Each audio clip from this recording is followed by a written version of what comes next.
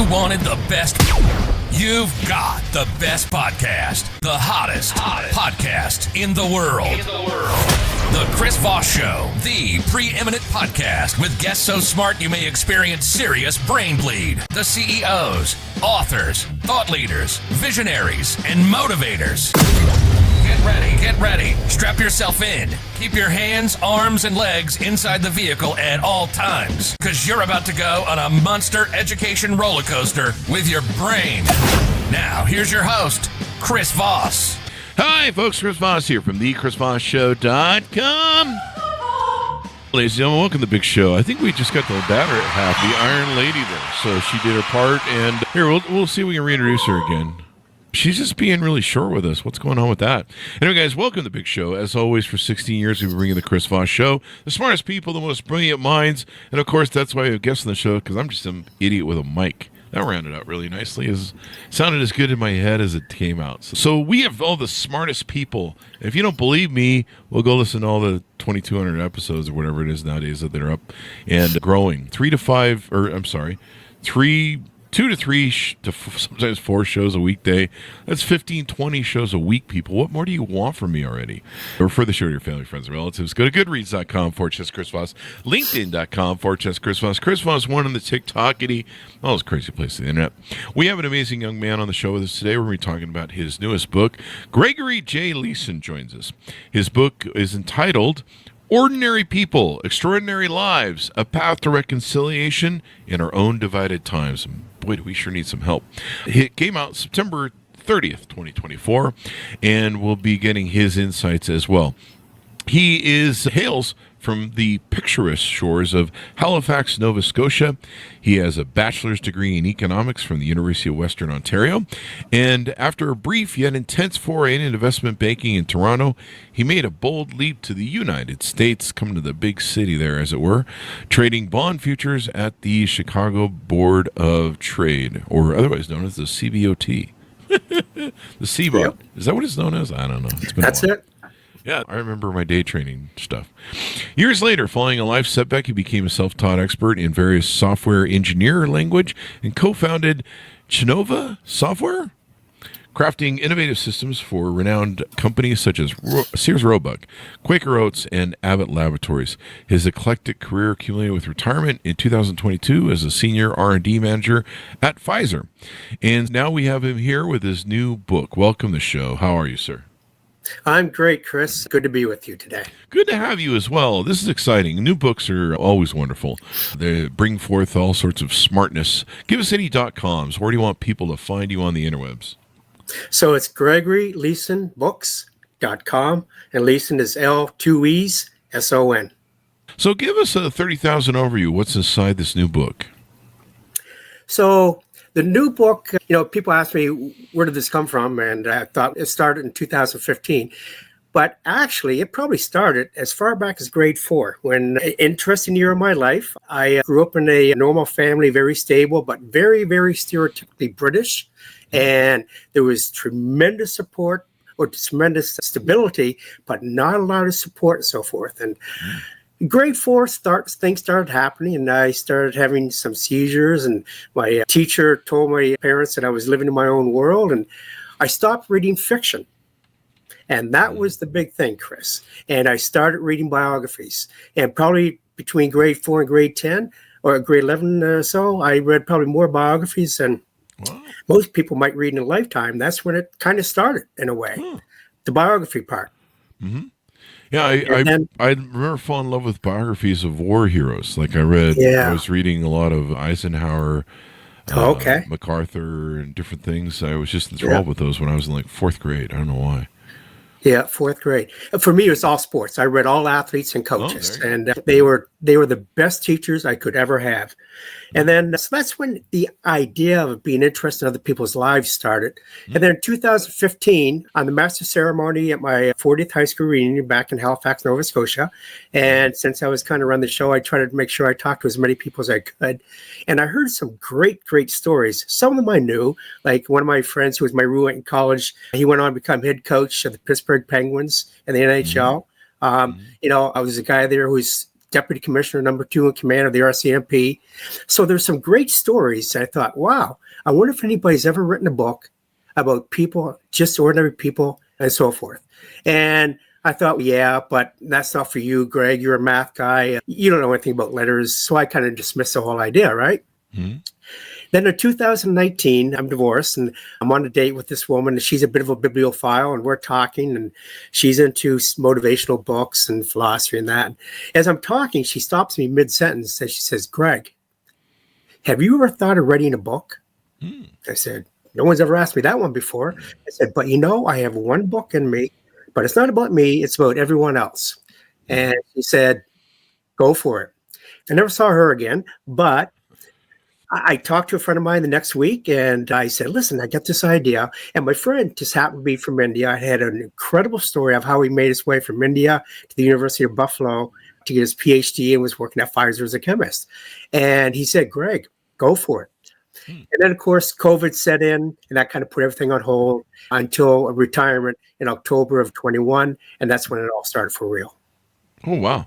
And so what was the proponent that led you to the book finally, where you're like, I'm doing a book on this? What was the proponent for that? Yeah. So it was the idea of ordinary people and their lives. And over COVID, of course, I was working at home for 19 months for Pfizer, unable to go in the office. It was difficult. And so I did some reading, and 2 of the books I read, one was by a guy by the name of Bruce Feiler, Life is in the Transitions. And Bruce spent 2 years going to all 50 states, interviewing people about how they get through difficult times in their life, right? Mm-hmm. And in his book, he introduced me to a guy by the name of Dan McAdams, Harvard PhD, Northwestern University professor, lives only about 25 or works only about 25 miles away from where I live. And McAdams had this great book called The Stories We Live By. He is one of the world's pioneers in narrative psychology. And his whole thing is about storytelling and so forth. And he wrote this book, and in this book, he lives a protocol about 22 questions that he and his graduate students have been using for decades to get people's stories. Mm-hmm. And he said, here it is, use it. So I contacted him and got his permission to use his protocol. And from Bruce, I took the idea of travel. So after I retired in October of 21, and May 1st, 2022, the day I turned 65, I rented my home, hit the road, and I was on the road for exactly 1 year, 1 month, 1 week, and 1 day, 26,403 miles, 53 cities, 39 states, 8 provinces in Canada, finding people to interview them about their life. Where do you get the energy for this? Is there a coffee you're drinking or something I need to know about? Actually, I don't drink coffee. No, I've always been a high...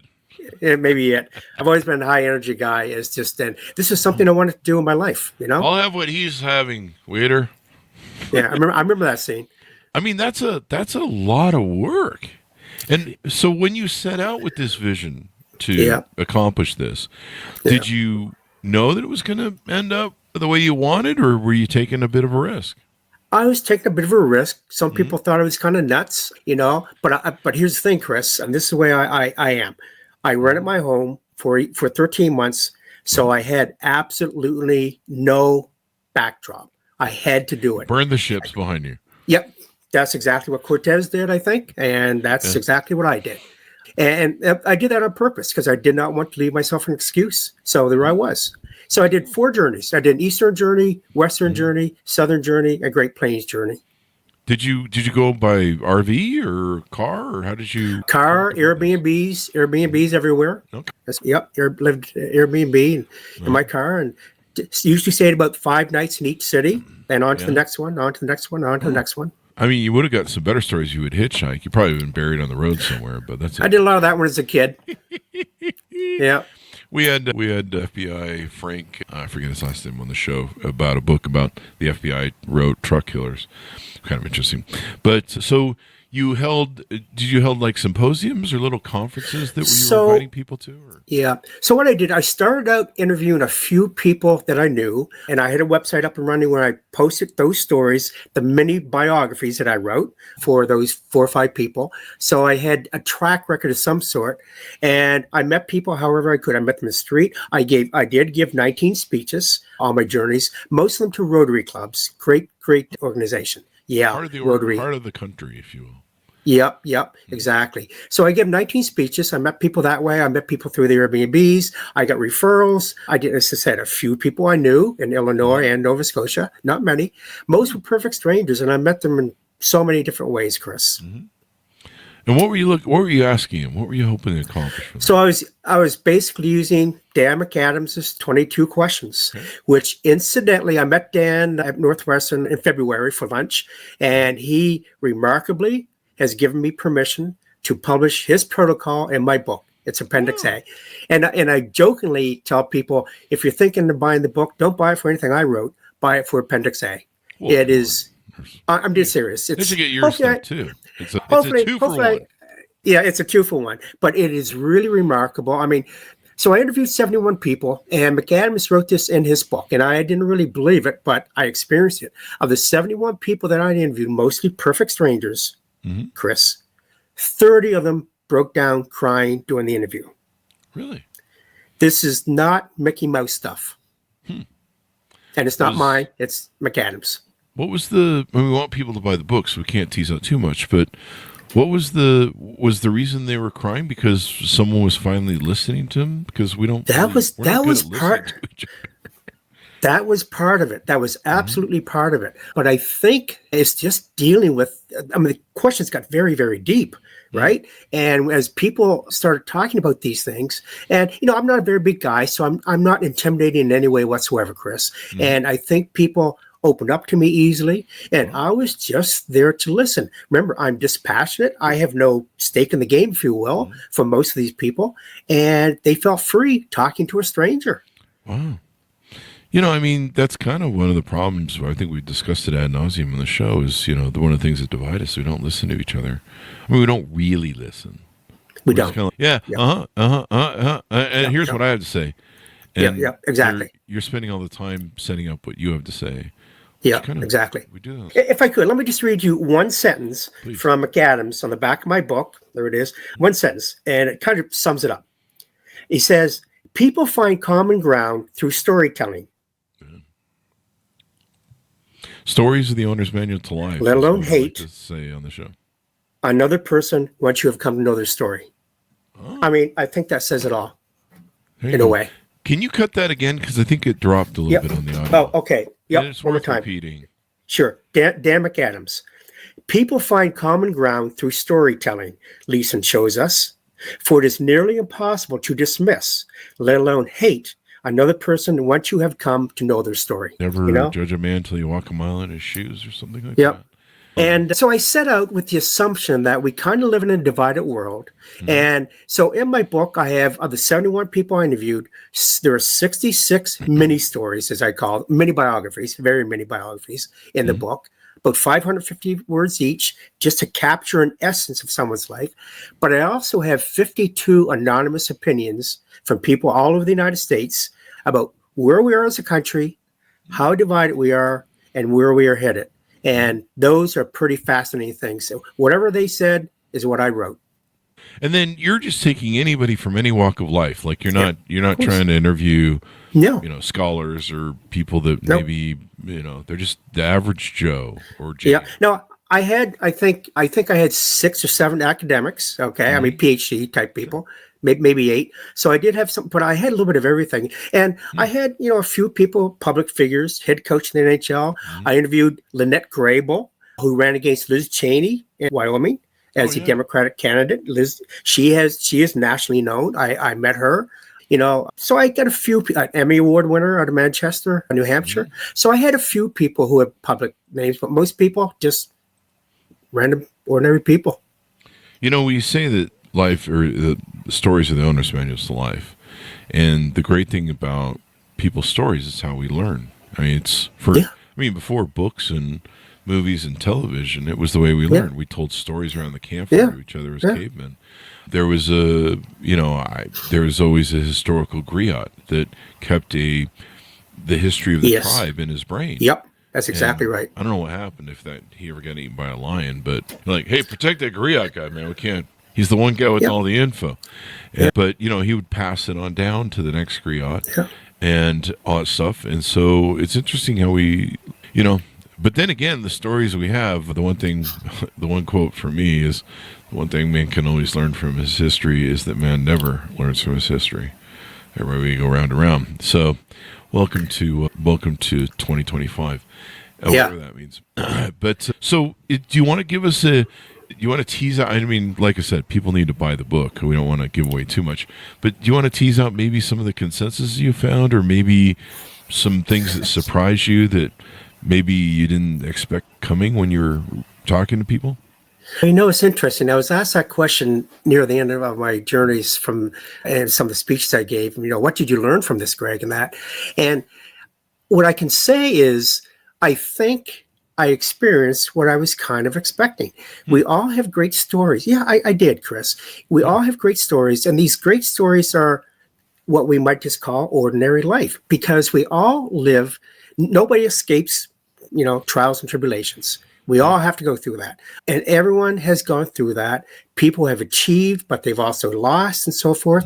And so the idea is, there's 66 stories there. And if you read 66 stories, you're going to say, hey, wait a minute.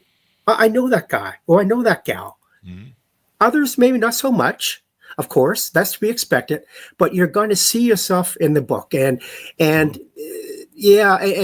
think what kind of surprised me a little bit, perhaps, is, when McAdams talked about people emoting and so forth, I didn't really know if I would experience that, because he's in a clinical environment with graduate students and they know what they're getting into. I was just a random guy off the street, and yet that happened with me. So I was a little surprised by that, I must admit. But people are great, and they all have a story to tell. And some of the stories, people ask me, Greg, do you have a favorite story? And of course, the politically correct answer is no, of course not. But I always think about this one guy, the youngest guy I interviewed in Manchester, New Hampshire. Big guy, burly guy, blue collar and so forth. But what he had to overcome in life, born into a family with alcoholic mother, drug addicted father, who had an older son who one day decided he had no more use for his father, killed him. Family services came and got Dan and his brother because she was unfit. They went to a foster home and it got worse. He was in grade 4 at the time, reading at a grade 1 level. And after a few years in this foster home, these two angels came along, Chris. An older couple adopted Dan and his brother, grade 4. By the time grade 4 was over, he had gone from reading from grade 1 level to grade 6 level. They moved on to Florida. This guy was a 4.0 student. He was a star athlete. He got a full ride at Florida University, and he was a classical pianist. Wow. This write-off, at age 10, turned out to be an amazing person, and he turned down the scholarship at university because what he really wanted was to earn income as quickly as he could so he could get married and have a family and have a completely different life than what he grew up with. I learned 4 days ago he's engaged. Oh. Just an amazing story of what this guy overcame, and it's one of many stories kind of like that. That's just amazing. We can't throw people away. The thing we love about stories and being the owner's manual to life is, we all seem to go through different tribulations and maybe trials, and of course at different stages in our life. The great thing about stories, and we talk about this a lot on the show, is, the one thing you feel when you're under attack, or when their life is being mean to you, or you're feeling kind of victimized, or you're going through trials and tribulations that usually are kind of designed to stretch you and enable your ability to survive, is you feel very alone. And so the great thing about people's stories, the books they write, things we share with each other, is you never know who they're going to impact, number one. And number two, they help people understand that, hey, I'm not alone. Bob had my issue, and here's how Bob resolved it. Yep. Now that I've got Bob's blueprint, I lost 100 pounds one time because Penn Jillette found a guy who helped him lose 100 pounds, and then he put a book out called Presto, and I read the book, and his stories and his resetting of his belief systems about food and eating and nutrition, and helped me use the same techniques and rules that he created and find my way through the darkness of weight loss.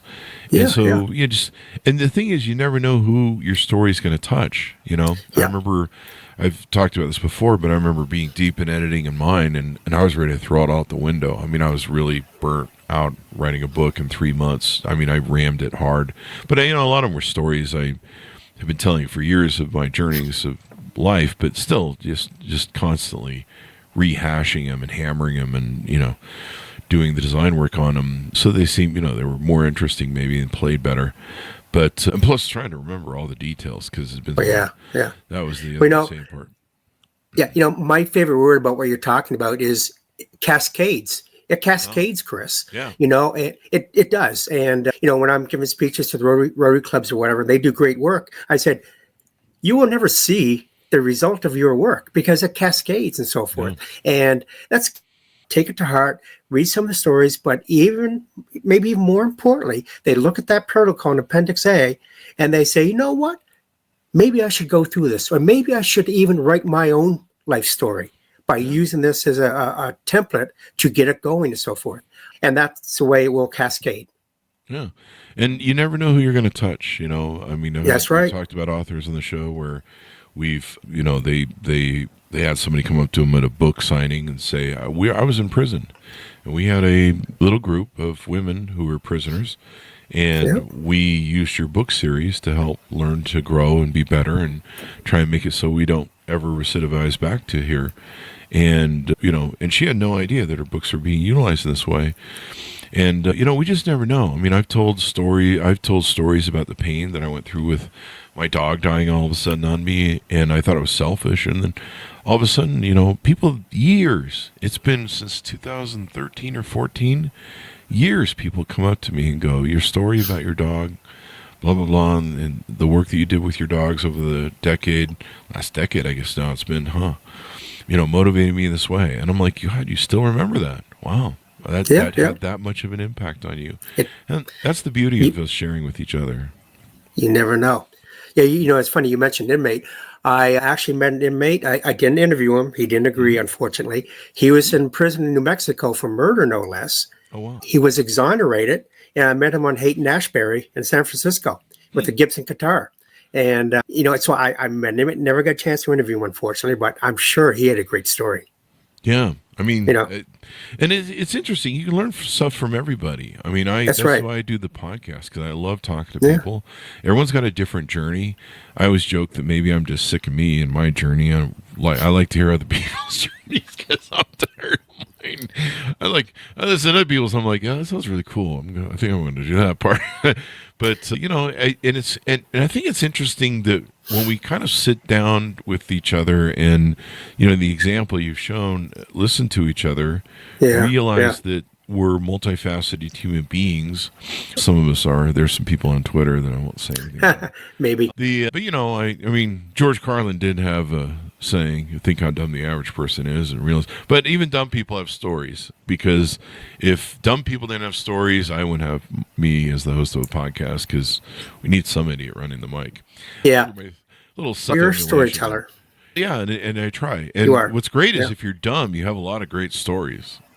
Yeah. Oh, yeah. Absolutely. Because you make a lot of poor decisions, which explains most of my life, I suppose. Yeah. One of the things I wrote in my book is that, you kind of alluded to it earlier, is, I wrote lives impact lives, and it's so true. And you never know how it's going to happen. Lives impact lives. Lives impact lives. I'm going to do that later today when I try and get that $20 out of my friend owes me. There might be some impact. No, I'm just teasing. Setting up jokes. People don't write me and don't resort to violence ever. What have we teased out about your book that maybe we need to tease out to get people to pick up? Sorry, was that? What? What more haven't we teased out? Is there anything more we can touch on? There is, in Appendix A as well, there is one website to, write a little testimony and so forth. Amy's story is quite incredible. She had no choice. The judge gave her no choice. She walked away from her children, and she could not tell that story for years. I was the first person she ever told the story to, and she wrote this incredible testimony, which is in Appendix A. If you read that testimony, you're going to be floored at the impact that that interview that McAdams put together had on her life. Another thing, I suppose, is and a little bit who I saw, who I met, and some of the interesting things like happened. St. Louis, for example. So I'm in St. Louis. It's the last city on my Western journey. And I go, of course, to see the Great Arch, the Arch of St. Louis and so forth. And I walk in, and it's a federal park and run by the Rangers and so forth. And as I'm going through security, the Ranger's doing one of these, come here, Greg. So I lean up close and he says, "Sir, zip up your fly." Apparently, I've been walking around St. Louis, and I'm thinking to myself, Chris, so this is what retirement's going to look like, right? Yeah. So there were these funny instances like this that happen from time to time, and other things that didn't make it into the book, obviously, that the experiences that I had, and things that I saw. I got to see the entire continent. I drove the entire continent, and the scenery from, the Rockies to the desert to the East Coast, the beautiful hills of Pennsylvania and so forth, the South. I got to see the entire continent, Chris, and that was pretty cool too. So I recite that a little bit in the book also. It sounds exciting. When in your website that you have, is there any services that you offer? Do you do any coaching or consulting or anything like that? So I do have a contact form, and if anybody's interested in booking me to give a speech, obviously, or interview me like you are as well, or just provide feedback, obviously, as well as is there. So I'm available for that. Now I am hitting the road. I'm off to Portugal in a few days to spend Christmas with my daughter and New Year's. And when I get back on January 15th, I hit the road again, Chris. Wow. I'm going on 3 road trips, but this is going to be very, very quick. My goal is I've got 10 speeches lined up, but I'm also going to hand deliver a book to all the people I interviewed all over and sign it. That is so I'll be on the road from January 15th to basically the end of July for the most part. Oh, wow. That should be wild. You need one of those camper vans you drive around where people can. Yeah, I know. I was thinking about building one of those back in the day. We were gonna right? Yeah, we were going to go interview people in small towns, greasy spoons, and just find out why, the cities that the freeways left behind, basically, and just kind of travel them and just have had a pull-out podcast thing that we could pull out and record, and because I find people's stories interesting, their journeys. Yeah. So how did you? That journey was great. Yeah. Have you ever heard the book Blue Highways? I don't. Blue Highways. William Least Half Moon was his pen name. He did exactly what you said. He drove many years ago to all the back roads. He got off the highways and talked to people in the diners and everything else. Interesting book. Haven't read it, but Blue Highways it's called. It's got a blue tree on it in the road? Maybe. This I don't Journey know. into America. This might be it. Yeah. Journey You got it. Yeah. William Least Half Moon is his pen name. That's him. Yep. Least Heat Moon? Yeah. That couldn't be more obvious. But, I mean, that's I wanted to go sit. I love Greasy Spoon diners. I love those old diners. Yeah, I love them. And Small town. Yeah, small town. And when I was in my 18s to 20s, there was a company I worked for, and I had to drive around some of the back roads of Utah and back cities and service trucking companies and industry and different things. And so, stopping, there's a romantic thing to stopping in some of those old cities. And then some of those people, their perspective on life is different. It's almost like the real America, but not. I get it. It's their America. But that's that's their America. I mean, that's what makes them view this country in their way. And I mean, the other thing that interests me is why didn't you leave? Why did you stay here? Why do you make the choice to stay every day? I run a huge dating group, and we cover the state of Utah. In the dating group, we hold like meetups and stuff. We have some people that are in some of these smaller cities that they're really small cities, and if you get divorced or if you're trying to, date more than 1 or 2 people, everyone knows your business, and you pretty much run out of people fairly quickly. I suppose. a state like Utah that, is very high marriage, low single state. If you go to California, Southern California, I think Different story. The weirdos are the people who are married. They're the freak zones. I'm just teasing people, but you find more singles than you do married people. But asking people like, why do you stay here? It's probably hard to find a new spouse here. It's probably hard to date anybody new here. But what is it about this? And it's home, I guess. Yeah, it's home. It's what they know. The people are different, than you come up to a big city where everything's usually hustle bustle and people are a little bit more selfish into themselves. Yeah. I don't know. I'll have to check out that book though, because I wanted to do it, and I was actually we used to do a lot of events before COVID. We drive to CES and do all this personal interviews 101. So we were making a rig for that. So we had a remote van, but then I like taking my dogs with me instead of sheltering them, and so I wanted to kill all those birds with one stone, where we take 2 weeks driving out to, say, CES show or South by Southwest in Texas, and then we do these interviews along the way, and then I just nap, and the dogs are with me, and dogs can stay in a kennel or wherever I'm at, but at night they'd be able to stay with me, and so just kind of like a roaming sort of thing. And then the great thing about it would be that I could do it at my own pace. I'm going to take 2 weeks and drive to Texas and just fuck around, and I'm still enthralled by the idea, but I don't know. It's much easier to get people on remote cameras now, so we got that. True. Yeah, no, and my road trips were, I think, 83, 82, 56, and 41 days or something like this. Wow. On the road, yeah. And I got to meet great people everywhere.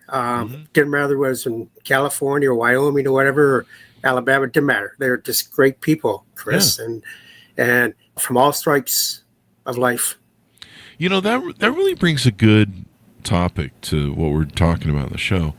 The one thing I remember, the great insult comic from the 30s on, 50s, 60s, and I always forget his name, but he was always a little sharp, and he would tell jokes that were colored and sometimes borderline on the racism or profile stuff. I can't remember his name off the top of my head, but people know who I'm talking about, the insult comic. He was always on Johnny Carson and stuff, but he said you can say stuff to people, and as long as they know that it's it's from the heart and you care about them, and they can sense that in how you talk to them. And I've tried to perfect that, and I can literally approach almost anyone anywhere and get them to smile or have a conversation with them. And somehow I'm able to deliver that. Somehow I've developed that where I'm able to deliver that where they go, he's not being a troll. He's not being an asshole. He's being really funny. And it's kind of, it's a really hard balance to do it in a funny way, but still, be like, hey, I'm with you. We're not, I'm not bashing you. We're having fun. I remember there was a, I think I pushed it a little too far, but I was at the gym several months ago, and this guy, there was a ton of people there, and this guy was walking towards me, and I noticed him oogling his butt in the mirrors of the gym. And I mean, normally you see the women doing stuff like that. Yeah, right. The guy doing it, and he just got done working out, and I don't know, he wanted to see, I don't know, how things were doing for whatever he lifted, I guess. And then he was, but he was just like, he really spent too much time, at least in my purview, oogling his butt. And then he turned and he started walking towards me, and I was going the other way. And I said, hey, man, don't worry about it. Your butt looks just fine. Which is not like the coolest thing to say to another gym. In the gym. Probably don't want to say that in the locker room. But I was kind of like just feeling, I wonder if I can get away with this shit. What was his reaction? He laughed. He totally got it. And I was able to convey that message of, hey, man, we're just... Yeah, I think people can pick that up in other people and so forth. And I say, I'm not an imposing fellow, and I think people felt comfortable that way. And when I started asking the questions, and I opened up a little bit about myself as well, and I think it helped for them. Maybe early. Well, you had your fly open. I had my fly open in St. Louis. Yeah, that's true. That's definitely opening up. Yeah, definitely opening up. Yeah, I get it. Good one. And I think that kind of helps and so forth to people drop that guard a bit. But that willingness to listen. Do you think that was a big? Because no one really wants to listen to each other anymore, especially on social media. Yeah, I've heard a lot of people say, listen, I've had several people say to me, Greg, when's our next session? Oh yeah, a few people have said that. I'm not a trained psychologist in any way whatsoever, of course, but I just listen. And I think you're right. We go through life and people don't necessarily really truly listen to what it is you have to say. And when you find someone who is actually listening to you and wants to learn about who you are, that was it. You know, there are some people who are a little more clinical than others. Obviously, everybody's an individual. But for the most part, Chris, people really got into it. Wow, that's just amazing. Absolutely. Amazing things we can do, folks, when we just actually sit, shut up, and listen to people. Yeah. And that's just really it. And that way you're going to get the best stories. You're going to get to understand them. You're probably going to understand their journey, which is something that shapes them as well, right? Yes, absolutely. It's all about the journey. Yep, you got it. You got that right. That was the hardest thing that I had when I was growing up, because I was ADHD, probably very ADHD, and I believed in perfection, and I believed everything I was striving for was to eventually be perfect and to get things right, and there was no element for failure. And so when I would fail or when I'd have issues, people would always say that to me. They go, "It's about the journey, not the destination, Chris. Calm down." And it would make me so angry. I was so upset because it sounded like a cop-out to me that, it's about the journey. It's not about the goal. Oh, you didn't run the marathon? Well, it's about the journey. It's not that you didn't win the marathon or you didn't finish the marathon. And you're just like, F you, I wanted to finish the marathon. But then you start, you go through life and you realize, what's that famous line that's in Pink Floyd's thing that always resonates with me since the first time I heard it? No one told you when to run, you missed the starting gun. And a lot of people go through life and they don't look around. I remember driving down the highway with my buddy in his pickup truck when we were teenagers, and I'd be like, "Hey, do you see that girl?" And she was she's running her fingers through her hair. She's a beautiful girl. And there's another girl over there. And he's, I don't know, when did you see this? And I'm like, do you look outside of your purview of your thing? And then, of course, learning to think outside the box, learning to try and see things outside of paradigms, challenging my paradigms. Yeah. And it's funny to me how many people don't look around. And sometimes they don't wake up till their midlife crisis and go, where have I been these 20 years? Yeah, so to some extent, I was a little bit like that as a younger man, Chris. I didn't partake and so forth in some ways. And I think, I went through an absolute crisis on my 39th birthday when I realized I was never, ever going to be a father. And, I had a very great conversation with the Infinite One that day. And I gave thanks for everything I had, and not the good things. I give thanks for everything on that day. And, about 6 years later, there I am in China, and this little girl is placed in my arms. And I'm a father after giving up on that dream. And, second thing I want to do with the family is I want to show my daughter the world. And are you familiar with couch surfing? Yeah. I've couch surfed for some of it too. It is. I've couch surfed my daughter all over the world. She's been to about, including Russia. We've been to about 22 countries. So this kind of came late in my life, this whole realization, Chris, to some extent. Even though I'd read those great books and they taught me a lot, I never really lived it until probably my mid-40s. And the world kind of started opening up after I adopted my daughter, and just wonderful things started happening in a lot of ways. And I'm at where I'm at now, pursuing this dream that kind of got cut off at the knees at age 27 when I got wiped out trading commodities, lost everything, lost all my investor money, the whole works, started at rock bottom to work my way back, and got a chance to relive this dream that I had for a long time, but just postponed. And here I am now doing what I really, really love to do. Wow. It's interesting, sometimes maybe things, I don't believe that there's, some puppet master in the sky, but everyone's welcome to believe what they want, I suppose, as long as you don't hurt other people with it and shove it in other people's faces. But, I believe sometimes that when, sometimes I'll have creative ideas and I'll be like, I think this needs some maturity. I think it needs, like a fine wine. It needs a little bit more development. It's not ready now. And, And sometimes we just need more experiences, Yeah. Kind of like you went out and did the total griot story collector thing and created those experiences for yourself. Yeah. Yeah, love it. Yeah, sometimes you just have to be patient and let it develop instead of trying to force it. That's probably one of the biggest lessons I've learned in my life is you can't force things to happen sometimes. You just have to let it happen. Yeah, and sometimes you have to listen. You have to take the time to listen. And a lot of times when we're bashing our heads up against something, I'm trying to resolve something, it's because I'm trying to force, that square peg in that round hole, and I'm not listening to the feet that goes, hey, dummy, it's the square peg in the round hole. You're the problem. And I'm just not going, it could be me, And, it's really good examples and lessons we're teaching here, folks. If you haven't learned to go back and listen to the show. So give us your final thoughts as we go out. Tell people where they can pick up the book and their .coms where they can get to know you on the interwebs in the sky. Yep. So it's GregoryLeesonBooks.com. You can buy it right there, or you can look up my name, Gregory Leeson. It'll come up, and it's on Amazon, so you can buy it through Amazon as well. So it's available there, and hopefully it resonates. The ideas resonate. I know I've learned some things in life, and I wrote them down. I wrote the 2 great rules to my daughter and gave it to her for Christmas in 22.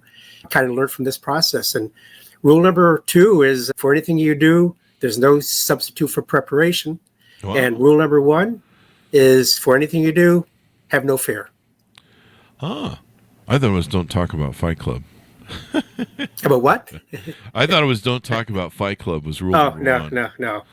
No, have no fear. I told her, I said, and that's kind of the 2 lessons I learned from this whole process. Wow. Those 2 things. And now we've learned so much more by having you on the show. Thank you very much for coming to the show. We really appreciate it, man. Thank you, Chris. Great show. And Gregory, give us the .com one last time so that people have it. It's Gregory Leeson, Leeson, books.com. And thanks, Minus, for tuning in. Go to goodreads.com/Chris Voss, LinkedIn.com/Chris Voss, Chris Voss 1, the TikTokity, and Chris Voss, Facebook.com. Be good to each other. Stay safe. Keep listening and learning. We'll see you next time. Maybe I'll add that. Keep listening.